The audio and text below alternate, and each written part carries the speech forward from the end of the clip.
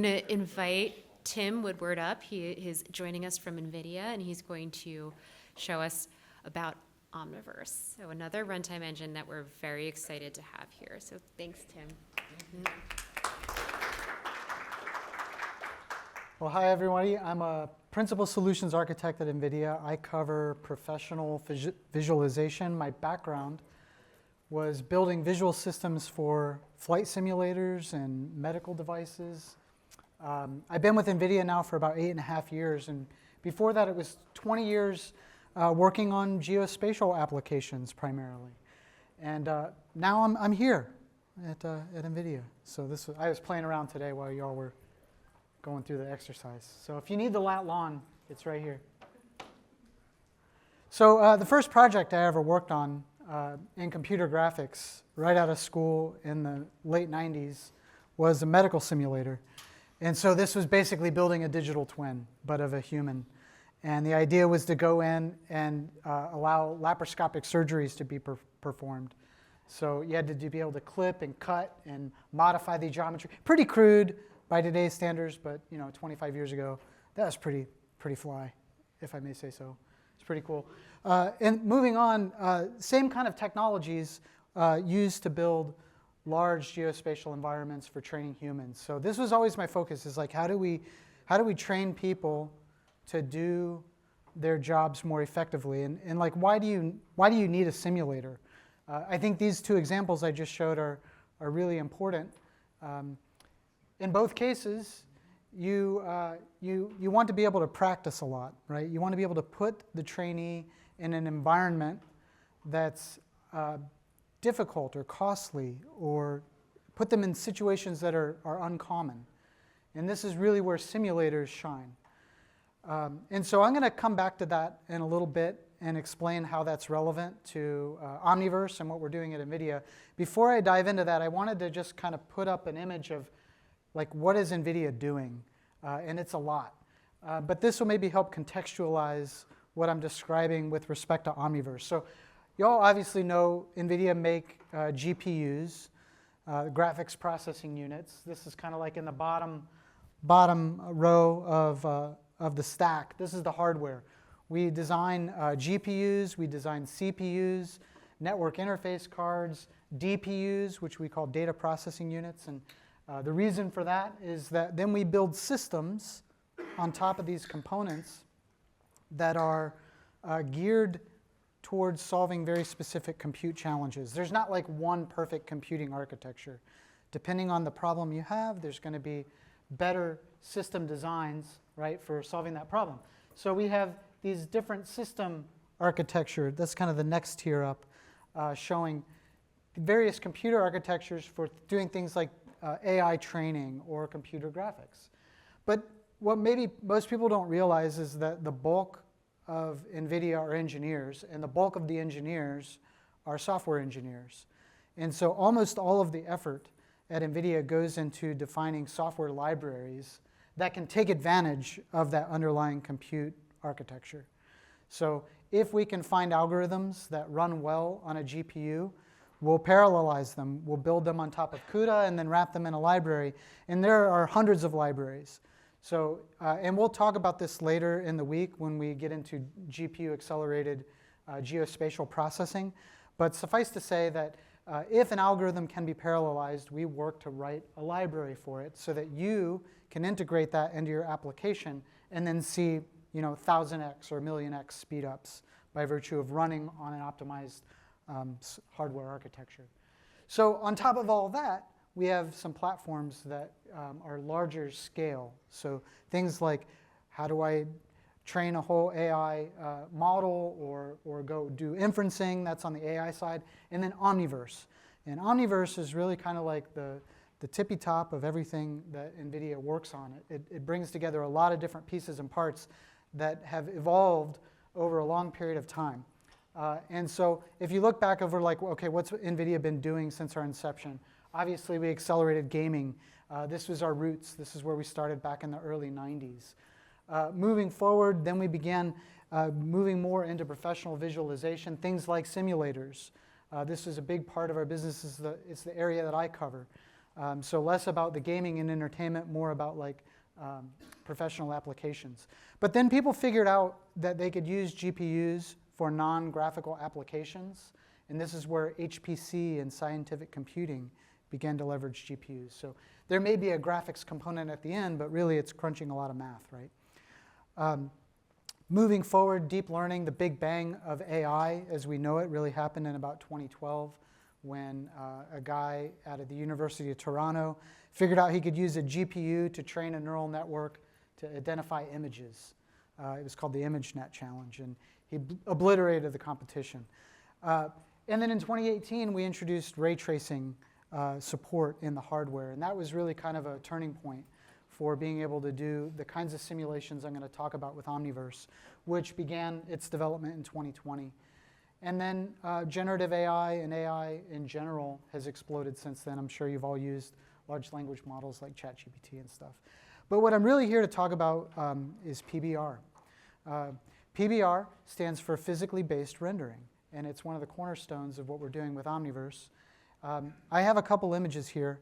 One of them is rendered, and one of them is real, and we're going to take a quiz. So who thinks that the image on the left is real? Any takers on the left? We've got a few. Who thinks the one on the right is real? Overwhelming. It must have been the soft pretzel that convinced you. It probably depends on what you ate today. But the point is that by using physically based rendering, we're applying physically based materials to the geometry, and we introduce physically based light sources. So when we render a scene, it becomes very, very difficult to distinguish between what's real and what's rendered. A chance to redeem yourselves. Who thinks the one on the left is real? Who thinks the one on the right is real? A lot of non-committal. I'm not seeing all the hands, maybe 20% of you. But again, I got you. The one on the right is rendered. And you know, it doesn't really matter. Don't feel bad. The projector, whatever. The point is that it's subtle. And this is important when we're going to talk about the purpose of Omniverse, one of the fundamental purposes, which is this idea of a three-computer model. So one of our big focuses at NVIDIA is developing autonomous systems, or rather the necessary ingredients to build autonomous systems. And a lot of folks think about the autonomous system itself, the computer that goes in the robot, which would be running an AI model. And by the way, our definition of a robot is super broad. It's super big. The building we're in is a robot by our definition. It's sensing something about the environment. It's analyzing that and then making a decision. So the HVAC system or door sensors, you know, all these kinds of things are robots. So most people think in a robot about the computer that runs at the edge. And we have systems like you maybe have played with a Jetson before, little credit card sized computer that can run these AI models. But those models, in order to be able to run on the robot, they need to be trained. So AI training takes tremendous amount of data and compute. And so that's where you have like more of like a supercomputer, like a DGX, or you know, run in the cloud, massive, massive data center scale compute. So that's how you train the AI model, is taking tons of data that's been labeled, you know, pictures of cats and dogs, so we know what the robot can go after. I don't know. And train it to identify stuff. But what we really need, though, for autonomous systems is a simulation system, a virtual environment in which we can place these autonomous systems in so that they can learn to do the tasks that they need to perform, and we can validate that they're going to do the correct thing. And this is much like the simulator for a pilot that I showed before, for a surgeon that I showed before. We want to ensure that these systems are going to behave properly. So if it's an autonomous car, you want that car to have driven 1 billion miles, and we can only do that with simulation. And so that's what Omniverse is a set of lower-level building blocks that enable us to build these really comprehensive, physically based virtual environments in which we can train autonomous systems.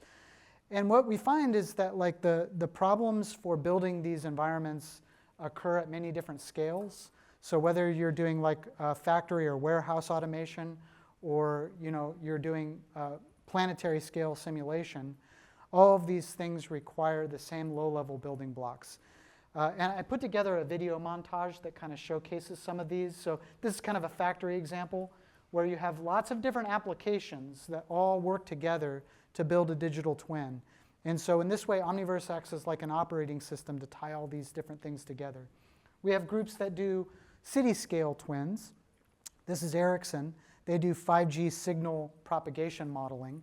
So they build a physically based city model with the correct material properties on all the surfaces, and then they test how those 5G signals or 6G signals will interact with those surfaces, and then they can use that to optimize the placement of the towers. So that's kind of a non-visual use case where you're dealing with sensors and signals, and that's an important aspect of what we'll be talking about here. This is our own dog fooding of Omniverse, and one of the primary reasons we built it was something called DriveSim. I'm going to come back to this as an example, but the idea here is building a virtual environment where we have semantic information about everything in that environment. We can create millions, billions of images that can be used to train an AI model on how to perceive the environment. We have folks like Lockheed who have built cognitive mission manager, like a command and control system for fighting forest fires. And so they build country scale digital twins, and they're doing AI-based prediction of how forest fires would spread. I think that's a cool example. MITRE, I'm going to talk about this one again in a moment too. They do underwater autonomy. So you'll see this kind of theme a lot with what we're working on here is autonomous systems. At a global scale, we're working with NOAA and others to do global scale climate simulation. So this is like sub-kilometer climate sim, which is just really, really difficult, but we're utilizing AI to help that. And this is an example from a few years ago, which I'll talk about a little bit more too, which was work we did with Cesium and Epic and Unity to build a digital twin of launch operations for Space Force. Really pretty cool. And then NASA is going back to the moon. And so, it's a good thing that Cesium supports moon data now. They want to do sun studies. They want to send people to the South Pole and into craters in which the sun never shines. And so they need to do sunlight studies. And so having a ray tracing engine helps to validate exactly what kind of illumination they'd get in the base of a crater. So that's kind of cool. So what is Omniverse and where has it been? Where's it going? When we first started developing this 5-6 years ago, I would kind of describe it as like baking a cake. And we had to do this a few different times. The DriveSim example that I showed is a good one. There are all kinds of necessary ingredients to building these simulators. And until you've built a few of them, it's not entirely obvious what kind of architecture is going to work across all these different domains. But over time, we've figured out kind of the core components that we see coming up over and over again. And so this is kind of the direction that Omniverse is headed, which is more of disaggregated microservices and individual APIs. So rather than thinking about Omniverse as one big thing, think about it as a collection of Legos that you can build with. So a lot of those have to do with USD, Universal Scene Description, and we'll have a whole session on that later in the week. I'll talk about it briefly in a moment.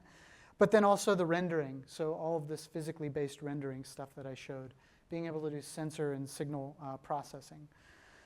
So some of the APIs, it may be a little difficult to read the slide, but there are APIs for USD reading and writing, notifying, querying, and then there are SDKs. So the APIs are intended for, you already have an application, and you want to introduce one of these capabilities into an existing app. You can just take one of these APIs and utilize it in your app. Our SDK is more like you want to hit the ground running with like a complete running application with a UI and everything. That's certainly very useful, but I think predominantly where we're focusing is on these building block APIs. But I'll show you some examples of both of these. Lots of different applications support USD in this ecosystem. So if you're using a CAD or an engineering or a design application, there's likely a connection to Omniverse through the data formats that we support with USD or even runtime connections. And so like the Cesium plugin for Omniverse is a great example to that, being able to stream 3D tiles in. A lot of this is built on this idea of universal scene description.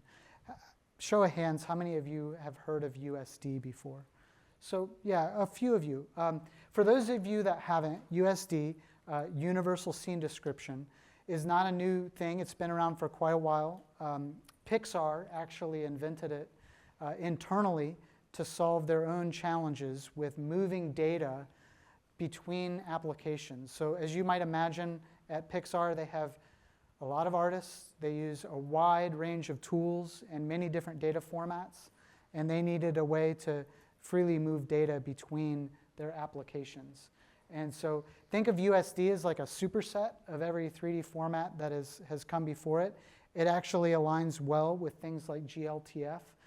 You can think of GLTF would be like the last mile format compiled down from something like USD, which might have way more data than your runtime application might care about. But it's a place to put everything. Think of it as like the aggregator. And so you can have lots of non-visual data in USD, and that makes it very useful for things like digital twins. And so one of the digital twins that we worked on was, again, with Cesium, and this was an example we built for Space Force. And the idea was, okay, let's build this geospatial environment with lots of different 3D assets coming from different sources, and also simulations running from external applications. So one of the things we recognize is that there's not like one ideal singular platform for doing all digital twins. There are types of simulations that have been built over years and in bespoke platforms that you want to leverage. And so the idea here is to kind of tie these things together. In this example, we have 3D tiles being brought in. We have other 3D assets for the launch pad. We have telemetry data that's coming from an actual launch. And then we can have non-visual data, like the exclusion zones of where we wouldn't want various aircraft or other vehicles to come in during a launch. These are all represented in USD and can be shared with any other external application. So example here, this is other telemetry data that was coming in from USD packets. So if you're in the VizSim world, you know about USD. Or, sorry, not USD, DIS. It's DIS. And so here you can see some non-visual data tracking information about the aircraft flying around. And then we can do things like computational fluid dynamics. So when the launch begins, you have a plume that's demonstrated. That's a separate application that's controlling that. And then visualization could be in any other external application. So the idea is to kind of act as an operating system or a hub between these things.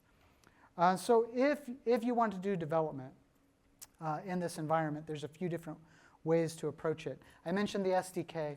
That's kind of like an out-of-the-box, all-in-one application development environment. There's a few different sample applications that you can download on GitHub. And so that includes things like a USD composer, where you can just bring in assets and visualize their hierarchy, make modifications to material properties and things like that. It's pretty flexible. C++, and Python interfaces. And it takes about 5 minutes if you go to the GitHub and download this stuff and compile it. Very, very easy. An example of that is the MITRE use case that I talked about. So they did a great presentation of this at our GTC conference this spring. So in this application, they built a kit-based app that communicates with other simulation systems. And this kind of gets to my point that I was making before. They have a sonar model that was implemented years ago. It's GOTS, and it's non-interactive. It was a command line interface tool.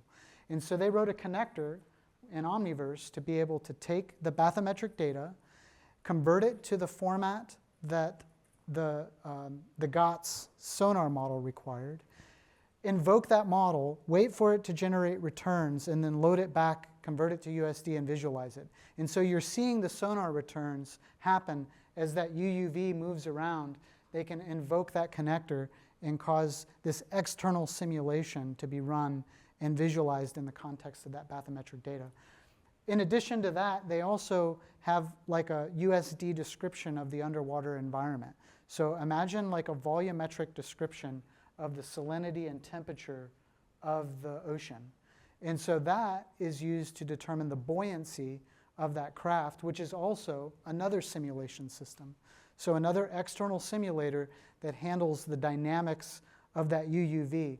Again, there's not one application does all of these things, but by combining the many different applications that exist, you can build a comprehensive digital twin of these complex systems. Beyond that, I mentioned these lower level APIs. So these are like the building blocks that you can integrate. And a good example is the renderer. So if all you need is physically based rendering and you already have a data pipeline, then you can integrate that renderer into an existing application. A great example of that is the work that was done by Siemens. So they have a thing called Teamcenter. It's a PLM system where you do product design and lifecycle management for all the pieces and parts in a complex object. In this case, we're going to look at like a really huge ship model. So millions and millions of components go into building a ship like this. And visualizing it in a 3D tool would normally not be possible without decimating that model. What Siemens have done is integrated a web-based viewer in their app that goes out to the cloud, uses the Omniverse renderer to visualize these components and streams it back into their app. So from the user's perspective, it's as if they have a super high-end, massive GPU right in their system, and you can visualize every single component in that ship in real time. Rotate it around, it's all fully ray traced and physically based rendered. In addition, you can do simulation. So things like the CFD modeling of a prop in the water can be integrated into a workflow like that. So with the same assets, you can perform multiple different use cases. The final mechanism are these things called NIMs. It's kind of this recursive acronym. So NIM stands for NVIDIA Inference Microservice. So it's NVIDIA NIM Microservice.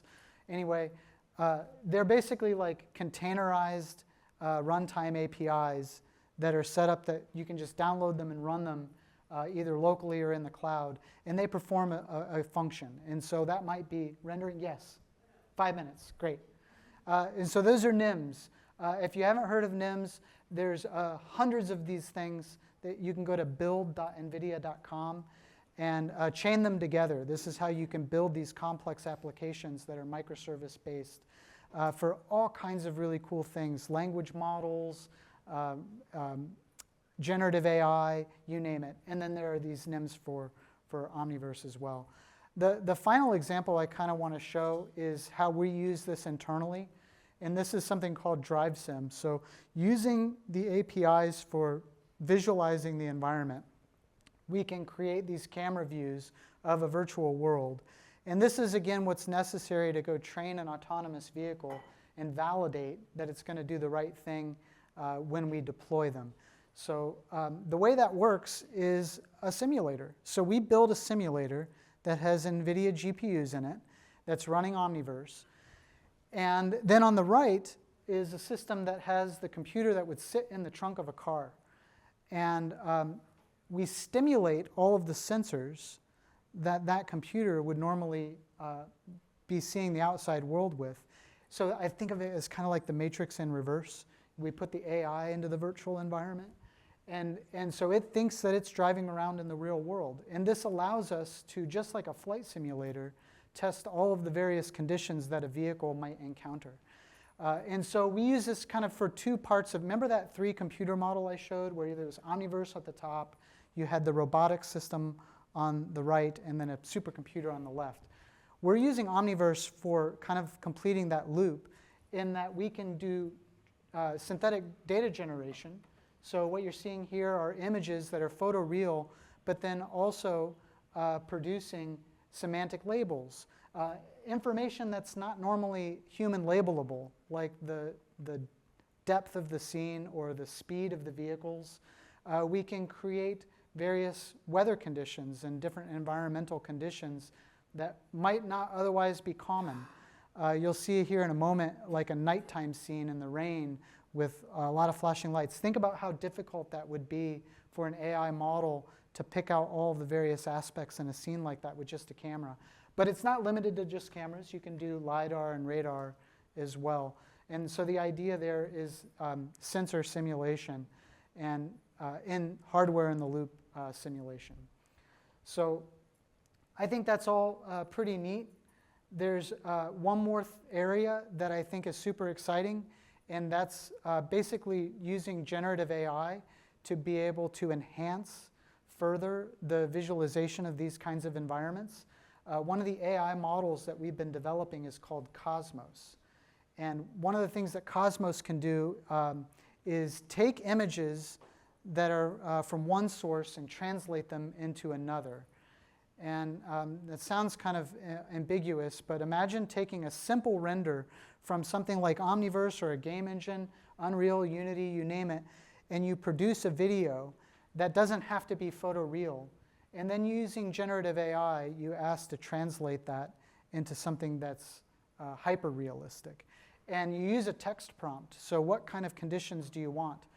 And you're seeing examples here on the top of the input into Cosmos and then what it can produce as output on the bottom. And this is very important if you're doing things like autonomous system training where you need lots of example data. Well, we have a way to generate that with computer graphics, but if you can run that through an AI and produce an amplification of hundreds or thousands of variations on an input, really, really very powerful. So here you can see like different weather conditions from just one LiDAR, simulated LiDAR input, and it produces all these different outputs. Really, really pretty cool. My favorite example of this is from back in my day of flight simulation. You know, trying to produce a realistic image for a pilot was always very difficult. And so this is an example of what one of our customers has done with Cosmos. So this is on the upper left is kind of like a normal rendering of what you'd get out of a graphics engine. But if you have just a semantic label and some depth information, Cosmos can produce a photoreal output, which is what you see on the bottom right. So that's a little bit about Omniverse and some of the stuff that we're working on at NVIDIA. Thank you all. Appreciate it.